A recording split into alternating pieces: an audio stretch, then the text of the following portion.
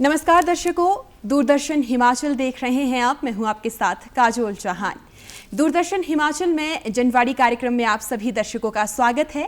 जनवाड़ी कार्यक्रम एक ऐसा कार्यक्रम जिसमें हम लोग बातचीत करते हैं जनता से जुड़े हुए मुद्दों पर। और आज का जो हमारा कार्यक्रम का विषय है वो है वित्तीय समावेशन और नाबार्ड की योजनाएं हस्तक्षेप पर। इस विषय पर बात करने के लिए हमारे साथ स्टूडियो में आज मौजूद है स्नेह पांडे जी। और स्नेह पांडे जी के बारे में अगर मैं बातचीत करूं तो ये इस समय सहायक प्रबंधक है नाबार्ड हिमाचल प्रदेश क्षेत्रीय कार्यालय में। मैम बहुत बहुत स्वागत है आपका। धन्यवाद। जिस तरीके से हम दर्शकों को बता रहे हैं कि आज जो हमारा कार्यक्रम है वो वित्तीय समावेशक पर है, मैं सबसे पहले ये जानना चाहूँगी कि ये वित्तीय समावेशन क्या है और किस तरीके से ये काम करता है। वित्तीय समावेशन, जिसे हम फाइनेंशियल इंक्लूजन भी कहते हैं आम भाषा में, इसका अर्थ है वित्तीय उत्पादों और वित्तीय सुविधाओं को लोगों तक पहुंचाना, व्यवसायों तक पहुंचाना, ताकि उन्हें अपने वित्तीय अधिकारों और क्या क्या वित्तीय योजनाएं हैं उसके बारे में जानकारी प्राप्त की जा सके जी। जैसे कि हम जानते हैं कि भारत एक कृषि प्रधान देश है। हमारा देश का एक बहुत बड़ा तबका जो है वो गाँव में रहता है जी। जैसे अगर हम हिमाचल प्रदेश की बात करें तो हिमाचल प्रदेश का बहुत बड़ा इलाका जो है ग्रामीण क्षेत्र के अंदर आता है। और हमारे जो किसान भाई हैं वो वित्तीय उत्पाद इस्तेमाल तो कर रहे हैं, लेकिन उन्हें कैसे इस्तेमाल करना चाहिए और वित्तीय साक्षरता क्या है उसके बारे में अभी भी मुझे जो ऐसा लगता है बहुत लोग इतने ज़्यादा साक्षर नहीं हैं। तो वित्तीय समावेशन का मेन जो पर्पस है वो यही है कि वित्तीय उत्पादों से रिलेटेड जो भी बाधाएं हैं उन्हें दूर किया जा सके और लोगों को उनके हितों और अधिकारों के बारे में जानकारी दी जा सके जी। आपने कहा हिमाचल प्रदेश की आपने बात की कि पहाड़ी क्षेत्र है और किस तरीके से यहाँ के किसानों को जूझना पड़ता है, परेशानियाँ आती हैं। मैं जानना चाहूँगी कि भारत सरकार के वित्तीय समावेशन प्रयासों पर हिमाचल प्रदेश के नाबार्ड की क्या भूमिका है। नाबार्ड ने वित्तीय वर्ष 2019-20 में, जैसे कि आपने हिमाचल प्रदेश का नाम लिया क्योंकि हिमाचल प्रदेश एक पहाड़ी राज्य है, पहाड़ी राज्यों और जैसे हमारे कुछ जो डिफ़िकल्ट स्टेट्स हैं, डिफ़िकल्ट जगह हैं, उसको ध्यान में रखते हुए एक अलग रणनीति बनाई, एक डिफरेंट स्ट्रैटेजी बनाई, ताकि इन पहाड़ी राज्यों और जैसे कि आपका लेफ्ट विंग एक्सट्रीमिज्म जो स्टेट्स हैं, जहाँ पे आपके वामपंथी इलाके जिन्हें हम बोलते हैं, वहाँ पे लोगों में वित्तीय साक्षरता, वित्तीय समावेशन को कैसे बढ़ाया जा सके, उसके लिए एक स्ट्रैटेजी बनाई, जिसके अंतर्गत इन सभी इलाकों में जितने भी हमारे ज़िले हैं उन्हें हमने स्पेशल फोकस डिस्ट्रिक्ट की कैटेगरी में डाला। तो हिमाचल प्रदेश भी इसमें एक है। बिल्कुल, हिमाचल प्रदेश के जो 12 के 12 ज़िले हैं वो स्पेशल फोकस डिस्ट्रिक्ट में आते हैं और इन सब जिलों में खास तौर पर ध्यान दिया जाता है कि वित्तीय समावेशन और वित्तीय साक्षरता से रिलेटेड जितने भी कार्य हैं यहाँ पे बहुत ढंग से किए जा सके। अनुदान सहायता जो है वो थोड़ी ज़्यादा दी जा सके क्योंकि डिफ़िकल्ट रीजन है, दूर दराज के इलाके हैं। अगर बैंकों को वहाँ पहुँचना है, हमारे आपकी और हमारे जैसे संस्थाओं को वहाँ पहुँचना है तो बहुत समय लगता है और समय तो लगता ही है। और उस हिसाब से वित्तीय पॉइंट ऑफ व्यू से भी अगर हम देखें तो उस हिसाब से खर्चा बहुत ज़्यादा है। तो उसको केटर करने के लिए ये स्पेशल फोकस डिस्ट्रिक्ट बनाए गए हैं जहाँ पे हम बाकी जिलों से ज़्यादा अनुदान सहायता प्रोवाइड करते हैं और कुछ स्पेशल स्कीम्स भी इनके लिए रहती हैं ताकि जो चीज़ें नॉर्मल डिस्ट्रिक्ट्स में नहीं हो रही हैं वो यहाँ की जा सके जी। तो कितना इम्प्रूवमेंट आपको लग रहा है इस समय, अगर आप 12 जिलों की बात करें हिमाचल प्रदेश में, अच्छा रिस्पॉन्ड है? हाँ जी बिल्कुल, क्योंकि हम लोग जैसे अगर हम हमारे वित्तीय समावेशन कोष जो है हमारा, जिसे हम फाइनेंशियल इंक्लूजन फंड कहते हैं, उसके माध्यम से हम राज्य सहकारी बैंकों, ग्रामीण बैंकों और उसके अलावा जितने प्राइवेट बैंक्स या पब्लिक सेक्टर बैंक्स हैं उन्हें अनुदान सहायता प्रोवाइड करते हैं। तो अगर हिमाचल प्रदेश में किन्नौर जिला है, लाहौल स्पीति जिला है जो कि बहुत दूर दराज के इलाके हैं, वहाँ पे भी ये जो बैंक की शाखाएं हैं ये जा रही हैं, अपने जो हमारे फाइनेंशियल और डिजिटल लिटरेसी कैंप्स होते हैं उन्हें ऑर्गेनाइज कर रही हैं, लोगों को जागरूक कर रही हैं, उन्हें उनके वित्तीय अधिकारों के बारे में और वित्तीय उत्पादों के बारे में, चाहे वो बैंक के अपने उत्पाद हो या जो भारत सरकार की या राज्य सरकार की कई योजनाएं हैं उसके बारे में जानकारी दे रहे हैं। बिल्कुल, बहुत ही सराहनीय कार्य। तो वित्तीय जो समावेशन कोष है इसकी गतिविधियां कैसी रहती है, क्या कुछ रहता है इसमें? वित्तीय समावेशन कोष के अंदर हम बहुत सारी गतिविधियां करते हैं। हम लोग नाबार्ड जो है वो ज़्यादातर राज्य सहकारी बैंक, जिला सहकारी बैंक, ग्रामीण बैंक, इनको हम अनुदान सहायता प्रदान करते हैं ताकि इसके थ्रू ये ग्रामीण इलाकों तक पहुंच सकें, हमारे कृषि भाइयों तक पहुंच सके। इसमें मैं सबसे पहले बात करना चाहूँगी जो हमारा फाइनेंशियल और डिजिटल लिटरेसी कैंप है। इसमें जो बैंक हैं वो अपनी ग्रामीण शाखाओं के द्वारा या जो उनके फाइनेंशियल लिटरेसी काउंसलर्स होते हैं इनके द्वारा जगह जगह जाके ग्रामीण इलाकों में जाके कैंप करते हैं, कैंप्स ऑर्गेनाइज करते हैं और डिजिटल माध्यम से बैंक के जो अपने उत्पाद हैं या जो अन्य सुविधाएं हैं वित्तीय समावेशन से रिलेटेड, उसके बारे में किसान भाइयों को, किसान बहनों को, जो हमारी सेल्फ हेल्प ग्रुप की महिलाएं हैं या जो हमारे संयुक्त देयता समूह हैं जिन्हें हम जॉइंट लायबिलिटी ग्रुप्स कहते हैं, उनको जागरूक करते हैं, उन्हें साक्षर बनाते हैं और उन्हें अलग अलग अपने उत्पादों के बारे में जानकारी देते हैं। जी हाँ जी तो यानी कि जो सेल्फ हेल्प ग्रुप्स हैं वो भी आपके साथ जुड़ी हैं और उनकी भी आप लोग मदद करते हैं? बिल्कुल, हम लोग नाबार्ड जो है वो सेल्फ हेल्प ग्रुप्स बनाता भी है, उन्हें अलग अलग ट्रेनिंग्स भी प्रोवाइड करता है ताकि वो आगे जाके ये जो हमारी गांव की महिलाएं हैं ये आगे जाके अपना खुद का व्यवसाय भी शुरू कर सके। ऐसे ही हम लोग जॉइंट लायबिलिटी ग्रुप्स जिन्हें हम संयुक्त देयता समूह कहते हैं, उन्हें भी नाबार्ड बनाता है एनजीओ के माध्यम से और उन्हें भी कई गतिविधियों के लिए हम लोग ट्रेनिंग्स प्रोवाइड करते हैं ताकि आगे जाके वो भी अपना व्यवसाय शुरू कर सकें और आत्मनिर्भर बन सकें। जी, तो नाबार्ड की योजनाओं में अभी तक अगर हम बातचीत करें किसान भाइयों की, हिमाचल प्रदेश की अगर बात करें तो कितना ज़्यादा फ़ायदा यहाँ पर रहता है किसान भाइयों को? नाबार्ड किसान भाइयों के लिए, किसानों के लिए, क्योंकि नाम ही है राष्ट्रीय कृषि और ग्रामीण विकास बैंक और हमारा जो मेन मोटो है वो यही है कि ग्रामीण क्षेत्रों का विकास हो, किसानों का विकास हो। तो इसके लिए हमारी बहुत सारी परियोजनाएं हैं। जैसे सबसे पहले जैसे अभी हमने सेल्फ हेल्प ग्रुप की बात करी, स्वयं सहायता समूह की, तो स्वयं सहायता समूह में हम ग्रामीण महिलाओं को ट्रेनिंग्स के माध्यम से और उन्हें अनुदान सहायता के माध्यम से आत्मनिर्भर बनाते हैं। उसके अलावा जनजातीय क्षेत्रों के लिए, जनजातीय क्षेत्रों में जो आपके छोटे किसान हैं, छोटे और सीमांत किसान हैं, उनको आय का स्रोत प्रदान करने के लिए हम एक कार्यक्रम चलाते हैं जिसका नाम है जनजातीय विकास कार्यक्रम। और हिमाचल प्रदेश में किन्नौर, चंबा और लाहौल स्पीति जैसे जिलों में हमारी ये परियोजनाएं चल रही हैं।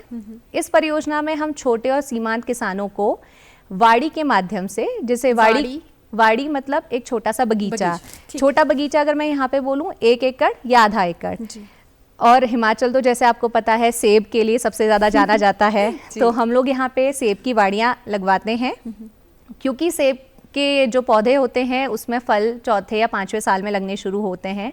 तो उस 4 या 5 साल में किसान अपनी आय का स्रोत किसे बनाए, तो इसके लिए हम उन्हें जो सब्जियां होती हैं, सब्जियों के बीज जैसे कि मटर, गोभी, आलू या राजमा और जो यहाँ पे छोटे किस्म के धान होते हैं उसके हम उनको बीज प्रोवाइड करते हैं ताकि जब तक सेब के पौधे में फल आने लगे तब तक वो अपनी आय का उसे स्रोत बना सकें। या फिर आप ये कह रही हैं कि आप जो किसान हैं वो सिर्फ एक ही फसल पर निर्भर ना रहें, अलग अलग फसल पर भी निर्भर रहें, इसीलिए भी आप उन्हें एक मौका देती हैं। बिल्कुल, जैसे सेब तो उसमें मेन क्रॉप है ही है, उसके साथ जैसे आपके आड़ू है, प्लम है या फिर आपकी खुमानी है, ये पौधे भी हम उन्हें देते हैं ताकि अगर वैसे तो सेब में हमेशा उसमें फल आता ही है बट उसके अलावा भी उन्हें हम वैरायटी प्रोवाइड करते हैं।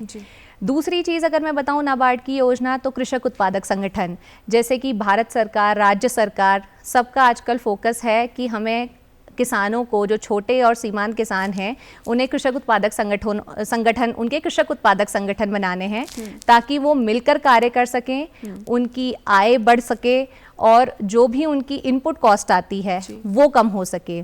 तो नाबार्ड कृषक उत्पादक संगठनों को संवर्धित करने हेतु भी एनजीओ के माध्यम से संवर्धित करने हेतु हम अनुदान सहायता उनको देते हैं ताकि जो किसान हैं वो मिलकर संगठित होकर काम कर सकें और आगे जाके उनकी जो आय है वो बढ़ सके। उसके अलावा हम लोग पुनर्वित्त के माध्यम से बैंकों को, हम लोग राज्य सहकारी बैंक है और हमारे जिला स्तरीय सहकारी बैंक है, ग्रामीण बैंक हैं, उन्हें हम पुनर्वित्त, जिसे हम रीफाइनेंस कहते हैं, पुनर्वित्त प्रोवाइड करते हैं ताकि वो आगे जा कर के कृषि क्षेत्र में ऋण दे सकें हमारे किसान भाइयों को, चाहे वो ये पुनर्वित्त की जो आप बात कर रहे हैं ये अब किन किसानों के लिए हैं? ये पुनर्वित्त तो हमारे जो कृषि भाई हैं वो उन्हीं सब के लिए है, क्योंकि इसका जो मेन पर्पस है वो यही है। लोन ले चुके हैं और दोबारा लोन के लिए अप्लाई कर रहे हैं, नया लोन भी लेना चाहते हैं, पुराना लोन जैसे आपका किसान क्रेडिट कार्ड है या आपका कोई भी लॉन्ग टर्म लोन है कृषि क्षेत्र के लिए, उसके लिए हम लोग बैंकों को पुनर्वित्त सहायता प्रदान करते हैं। तो ये सब कार्यक्रम जो आप चला रही हैं किसानों के लिए कहीं ना कहीं बहुत ज़्यादा लाभकारी सिद्ध हो रहे हैं। बिल्कुल, हमारे जितनी भी योजनाएं हैं या जितनी भी हमारी परियोजनाएं हैं, उनका जो मेन फोकस है या जो मेन हमारी टारगेट है वो हमारे किसान भाई ही हैं, हमारे जो ग्रामीण इलाकों में रहने वाले लोग हैं, ताकि उनकी ज़िंदगी को हम और बेहतर बना सकें। जी, नाबार्ड का मुख्य उद्देश्य क्या है? किसानों की ज़िंदगी में सुधार करना। बिल्कुल, नाबार्ड का जो नारा है वो यही है, गांव बढ़े तो देश बढ़े। बिल्कुल। क्योंकि अगर गांव बढ़ेगा, हमारे किसान भाई आगे बढ़ेंगे तो देश का विकास तो डेफिनेटली होगा ही। बिल्कुल जी। तो कहीं ना कहीं इस उद्देश्य के साथ आप लोग आगे बढ़ रहे हैं, और क्या लगता है कि इस उद्देश्य के कितने करीब पहुंच चुका है नाबार्ड? मुझे लगता है कि अभी तो हम लोग देखिए नाबार्ड को बने हुए 41 वर्ष हो चुके हैं, और नाबार्ड जब से नाबार्ड की स्थापना हुई तब से लेकर आज तक हम लोग ग्रामीण इलाकों कृषि भाइयों के लिए, जो हमारी कृषि बहनें हैं उनके लिए काम कर रहे हैं। और ये जो है ये मुझे लगता है ये कभी ना ख़त्म होने वाला प्रोसेस है कि आपको लॉन्ग टर्म में इसको मतलब सस्टेन करना है। हमारा जो मेन ऑब्जेक्टिव मुझे लगता है वो ये होना चाहिए कि अब हम लोग और ऐसे नए ऐसे उत्पाद लेकर के आएँ, ऐसी योजनाएं लेकर के आएँ जिससे जो अनटैप्ड एरियाज हैं उन पे हम लोग फोकस कर सकें, और जो लोग इससे अभी अछूते रह गए हैं उन तक भी हम अपनी योजनाएं और परियोजनाएं पहुंचा सकें। जी, अगर वित्तीय समावेशन विधि की अगर हम बात करें, निधि की बात करें, तो कितने लोगों को सहायता मिल चुकी है या फिर कितने लोग इससे लाभान्वित हो चुके हैं अभी तक? वित्तीय समावेशन निधि के अंदर अगर मैं बात करूं तो अगर आप एक मुझसे नंबर मांगेंगी तो वो बताना थोड़ा सा डिफ़िकल्ट होगा, क्योंकि हम ज़्यादा से ज़्यादा लोगों तक वित्तीय समावेशन निधि में जो कार्यक्रम हैं उन कार्यक्रमों के माध्यम से हम ज़्यादा से ज़्यादा लोगों तक पहुंचने की कोशिश करते हैं, चाहे वो हमारे कैंप्स हैं उसके माध्यम से, चाहे हम लोग एक माइक्रो एटीएम का भी हम लोग डेमोन्स्ट्रेशन वैन्स प्रोवाइड करते हैं बैंकों को, जिसमें वो लोग उस डेमो वैन के माध्यम से वो वैन जो है दूर दराज के इलाकों में जाती है, वहाँ जाकर के उनको वित्तीय साक्षरता प्रदान की जाती है। उन्हीं वैनों में माइक्रो एटीएम भी डिप्लॉय किया जाता है, तो वो माइक्रो एटीएम जो है एक मोबाइल एटीएम की तरह काम करता है। जैसा कि हम जानते हैं, जैसे दूर दराज के जो इलाके हैं वहाँ पे एटीएम की बहुत ज़्यादा सुविधा नहीं है, आपको या तो शहर में आना पड़ेगा, गांव में उतने ज़्यादा एटीएम्स नहीं हैं, तो ये वैन्स जो हैं ये उन इलाकों में जाती है और लोग उसमें जो लगा हुआ माइक्रो एटीएम है उससे एटीएम की जितनी भी सर्विसेज हैं वो ले सकते हैं। मेरा एक सवाल ज़रूर रहेगा कि बहुत से किसान हमारे ऐसे रहते हैं जो टेक्निकली साउंड नहीं होते हैं, उनके लिए थोड़ा सा डिफ़िकल्ट नहीं रहता? नहीं, तो जो वो वैन है उसमें बैंक का एक अधिकारी भी रहता है, बैंक का कोई एक रिप्रेजेंटेटिव रहता है जो कि उन्हें पूरी तरीके से सिखाता है कि आपको, क्योंकि हर किसी को एटीएम से पैसे निकालना नहीं आता है, तो उनको पूरा एक प्रोसेस सिखाया जाता है कि आपको कैसे इस एटीएम कार्ड को यूज़ करना है, कैसे पिन डालना है और कैसे आपको अपना पिन किसी और को नहीं बताना है। बिल्कुल बिल्कुल। तो इन सभी चीज़ों के लिए कहीं ना कहीं अधिकारी आपके वहाँ पर, हाँ, बैंकों के जो कोई ना कोई रिप्रेजेंटेटिव उसमें ज़रूर रहते हैं। जी, वित्तीय साक्षरता केंद्र की अगर हम बात करें तो इस परियोजना के विषय पर हमें ज़रूर कुछ बताएं, किस तरीके से काम करते हैं? वित्तीय साक्षरता केंद्र हम बोलते हैं सेंटर फॉर फाइनेंशियल लिटरेसी। तो ये क्या है, ये सामुदायिक दृष्टिकोण से वित्तीय साक्षरता प्रदान करने का एक बिल्कुल नया तरीका है।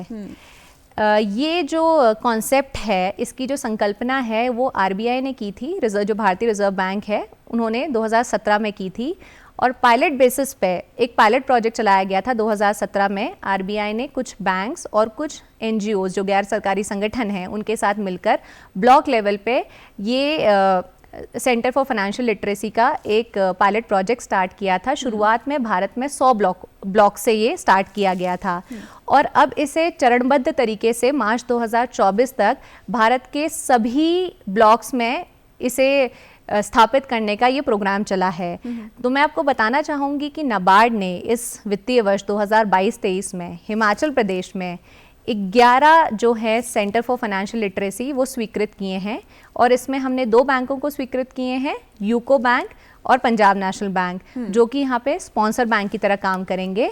और 6 जिलों में ये स्वीकृत किए गए हैं, जिनमें मंडी, सोलन, शिमला, सिरमौर, हमीरपुर और कुल्लू, ये 6 जिले शामिल हैं।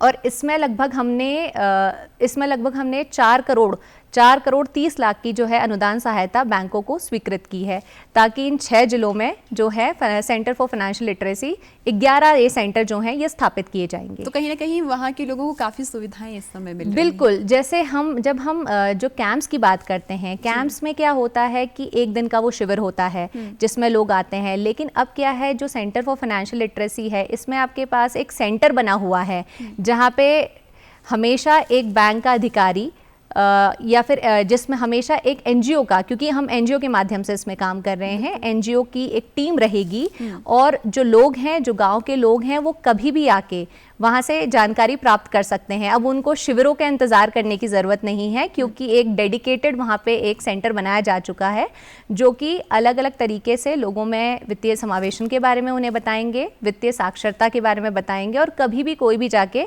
उनसे जानकारी ले सकता है। आपने एनजीओ की बात की, मैं ये ज़रूर जानना चाहूँगी कि वित्तीय समावेशन में किस तरीके से एनजीओ अपनी भूमिका निभाता है, और किस तरीके से हेल्पफुल रहता है एनजीओ के लिए भी कि वो वित्तीय समावेशन में अपनी भूमिका अदा करें। देखिए, वित्तीय समावेशन में अभी हम जो एनजीओ के साथ काम कर रहे हैं वो हम करेंगे सेंटर फॉर फाइनेंशियल लिटरेसी के लिए ही।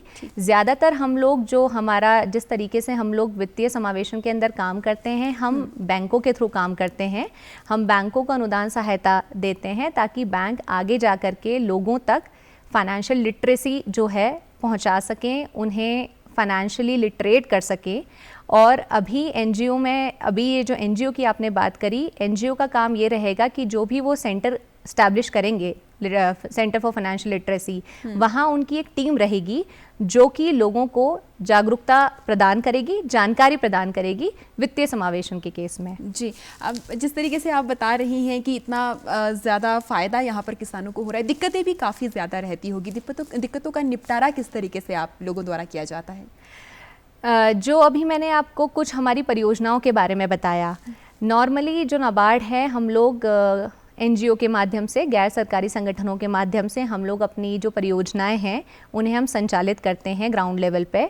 तो अगर कभी भी किसी भी हमारी परियोजना का कोई भी अगर लाभार्थी है, अगर उसे कोई भी समस्या आती है, तो जिले में जैसे हमारे जिला विकास प्रबंधक होते हैं, वो उनसे जा कर के मिल सकते हैं। वो अपनी समस्या, मतलब किसी भी एक ज़िले की अगर कोई समस्या है तो वो जिला विकास प्रबंधक से मिल सकते हैं, उनसे बातचीत कर सकते हैं। उसके अलावा अगर उनको वहाँ से भी अगर वो उनको निवारण नहीं मिलता है, तो हमारा जैसे शिमला में हमारा क्षेत्रीय कार्यालय है, वहाँ पे आके भी वो बात कर सकते हैं। लेकिन जो नॉर्मली जिला स्तर पर हमारे जो जिला विकास प्रबंधक होते हैं, वो उनकी समस्याओं का निवारण कर पाते हैं। जी, वित्तीय समावेशन की अगर हम बात कर रहे हैं तो हमारे जो दर्शक हैं वो किस तरीके से इस बारे में ज़्यादा समझ सकते हैं? किस तरीके से आप लोगों को जागरूक करते हैं कि वित्तीय समावेशन एक चीज़ है, नाबार्ड के अंदर आती है, और किस तरीके से लोग आप तक पहुँच पाते हैं?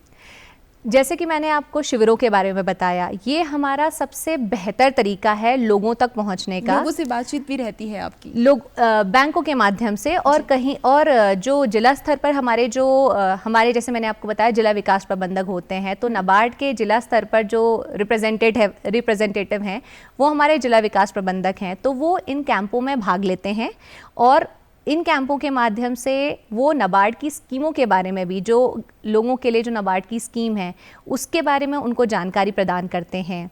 बैंक अपने उत्पादों के बारे में बताते हैं, और जो हमारे जिला विकास प्रबंधक हैं वो अपनी स्कीमों के, जो नाबार्ड की योजनाएं हैं, परियोजनाएं हैं, उससे लोगों को अवगत कराते हैं। अगर लोगों की अगर कोई समस्या है, कोई अगर उनकी कोई डाउट्स हैं, उसको भी वो लोग क्लियर करते हैं। जी, आपके रेडियोस पर भी बहुत ज़्यादा जिंगल्स चलते हैं। बिल्कुल, हम लोग अपने जो हमारी परियोजनाएं हैं उन्हें दूर दूर तक लोगों तक पहुंचाने के लिए, क्योंकि आजकल हर कोई एफएम सुनता है, रेडियो चलते हैं, तो हम लोग ऑल इंडिया रेडियो के माध्यम से, या फिर हम लोग बिग एफएम और जो रेडियो मिर्ची जैसे जो रेडियो चैनल्स हैं, इसके माध्यम से हम लोग अपनी योजनाओं को अपनी परियोजनाओं को लोगों तक पहुंचाने की कोशिश करते हैं। जी, नाबार्ड की अगर बात करें तो किस तरीके से योजनाओं को इम्प्लीमेंट किया जाता है, और स्पेशली अगर हम बात कर रहे हैं ग्रांट बेस्ड, तो उन्हें किस तरीके से इम्प्लीमेंट करते हैं? जैसा कि मैंने आपको बताया कि नाबार्ड में हम जो अपनी परियोजनाएं हैं, जो अगर हम लोग अनुदान वाली परियोजनाएं, जो ग्रांट बेस आपने बोला, वो हम गैर सरकारी संगठनों के माध्यम से ग्राउंड लेवल पे इम्प्लीमेंट करते हैं। हमारा जो भी परियोजना या जो भी हमारा प्रोजेक्ट होता है वो हम स्वीकृत करते हैं किसी गैर सरकारी संगठन को, और गैर सरकारी संगठन उसे ग्राउंड लेवल पे इम्प्लीमेंट करते हैं। जैसे कि हमारे जिला विकास प्रबंधक हैं, जिला लेवल पे जो हमारा जिला स्तर है वहाँ पे जिला विकास प्रबंधक हैं, वो एनजीओ के साथ मिलकर के वो ये इंश्योर करते हैं कि कोई भी जो हमारी परियोजना है वो अच्छी तरीके से इम्प्लीमेंट हो रही है फील्ड लेवल पे। मॉनिटरिंग की अगर हम बात करें तो मैं इसी पे आने वाली थी कि मॉनिटरिंग कैसे होती है, क्योंकि आप कह रहे हैं कि एनजीओ के साथ आप हैं, फिर आप बैंक्स के साथ भी कोलैबोरेट कर रही हैं, तो किस तरीके से मॉनिटरिंग करता है नाबार्ड? मॉनिटरिंग देखिए, मॉनिटरिंग हमारी जो डिस्ट्रिक्ट लेवल या जिला लेवल की बात करूँ तो उसमें हमारे जिला विकास प्रबंधक हैं, वो अपने लेवल की मॉनिटरिंग करते हैं। उसके अलावा क्षेत्रीय कार्यालय से, जैसे हम लोग जो क्षेत्रीय कार्यालय में हैं, हम लोग जाके जो हमारे प्रोजेक्ट्स चल रहे हैं उनकी मॉनिटरिंग करते हैं। हमारे जितने भी सीनियर ऑफिसर्स हैं वो जाकर के मॉनिटरिंग करते हैं। तो मॉनिटरिंग तो हमारी रोबस्ट रहती ही है ताकि हम ये इंश्योर कर सकें कि जो भी हम अनुदान सहायता दे रहे हैं उससे जो हमारा लाभार्थी है वो ज़रूर लाभान्वित हो। वो जो भी अनुदान सहायता दी जा रही है वो पैसा किसी भी मिथ्या चीज़ के लिए में स्पेंड ना हो। जो भी हमारी सैंक्शन एक्टिविटीज़ हैं, जो भी स्वीकृत उसमें गतिविधियां हैं, उन सारी चीज़ों में वो जो पैसा है वो उसमें खर्च हो रहा हो। तो इसके लिए हम लोग ऑफिस के लेवल पे, हमारे डिस्ट्रिक्ट लेवल पे जिला विकास प्रबंधक, और उसके बाद हमारा जो हेड ऑफिस है मुंबई में, वहाँ से भी कभी कभी टीम आती है साल में एक बार, और वो भी परियोजनाओं की मॉनिटरिंग करती है कि ये इंश्योर करने के लिए कि जो हमारी परियोजना है वो सैंक्शन के हिसाब से उसी तरीके से वो चल रही है और एनजीओ उसी तरीके से काम कर रहा है। जी, और किसानों तक वो उसी तरह से पहुंच रही है। बहुत से किसानों को ये दिक्कतें ज़रूर रहती है कि उन तक परियोजनाओं का पहुंच पाना बहुत मुश्किल रहता है। अगर पहुंचती भी है तो पूरी जानकारी भी उन तक नहीं पहुंच पाती। ऐसी परेशानियां भी रहती होंगी? इस तरह की परेशानियां थोड़ी बहुत आती हैं, लेकिन जैसे कि मैंने आपको बताया कि जो हमारे जिला विकास प्रबंधक हैं जिला स्तर पर, वो हमारा मेन रोल प्ले करते हैं उन परेशानियों का निवारण करने के लिए, परियोजनाओं को लोगों तक पहुंचाने के लिए, उन्हें समझाने के लिए, उन्हें उनके अधिकारों के बारे में बताने के लिए। तो उस केस में हमारे जो जिला विकास प्रबंधक है वो हमारा मेन रोल प्ले करते हैं। और जैसा कि अभी मैंने ये भी बताया आपको कि हम लोग जिंगल्स के माध्यम से भी लोगों तक ये परियोजनाएं पहुंचाने की कोशिश करते हैं। तो मल्टीपल एक्टिविटीज़ हैं जो हम लोग कर रहे हैं ताकि लोगों को और किसानों को कहीं ना कहीं विश्वास हो जाता है कि ये बिल्कुल सही है। बिल्कुल। जी, G20 की बात करेंगे। G20 में नाबार्ड का उल्लेख किया गया है, तो किस तरीके से देख रहे हैं इस समय नाबार्ड इसे? देखिए, हम सब जानते हैं कि 1 दिसंबर 2022 को इंडिया को प्रेसिडेंसी मिली है G20 की, और ये हमारे लिए बहुत गौरव की बात है कि इंडिया प्रेसिडेंसी कर रहा है। तो जैसे कि आज हम बात कर रहे हैं वित्तीय समावेशन पे, तो आज तक जो भी नाबार्ड ने वित्तीय समावेशन के क्षेत्र में किया है उस कार्य को रिकॉग्नाइज करते हुए जो डिपार्टमेंट ऑफ इकोनॉमिक अफेयर्स है मिनिस्ट्री ऑफ फाइनेंस में, उन्होंने नाबार्ड को G20 में एज अ नॉलेज पार्टनर बनाया है कि जो भी आज तक हम लोगों ने गतिविधियां की है और जो भी हमारे एक्सपीरियंस रहा है वित्तीय समावेशन के क्षेत्र में, उसको हम कैसे और आगे उसमें हम उनकी हेल्प कर सकते हैं। तो इम्प्रूवमेंट कहीं ना कहीं देखने को मिलेगी। बिल्कुल। और इसमें ये जो as a knowledge partner NABARD का मेन रोल इसमें यही रहेगा कि हम कैसे नए तरीकों से, इनोवेटिव तरीके से और वित्तीय समावेशन को बढ़ा पाएं, ज़्यादा से ज़्यादा लोगों तक इसकी जानकारी पहुंचा पाएं, वित्तीय साक्षरता को बढ़ावा दे पाएं। उसमें बहुत सारी चीज़ें शामिल हैं, जैसे कि कई हम लोगों ने अहम दस्तावेज़ हम उसमें बना पाएँ, प्राथमिकताएं हमारी क्या हैं उसको हम देख पाएँ। तो नाबार्ड का जो रोल है G20 में वो काफ़ी बड़ा रहने वाला है।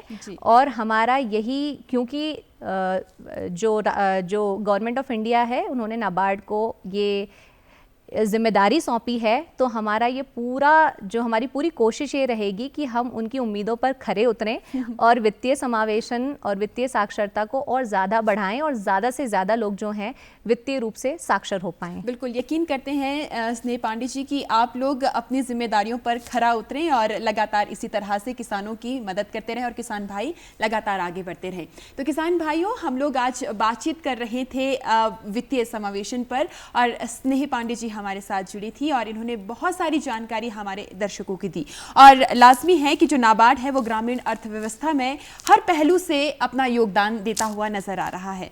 तो आज के कार्यक्रम में बस इतना ही। आप लगातार जुड़े रहिए दूरदर्शन हिमाचल के साथ। नमस्कार।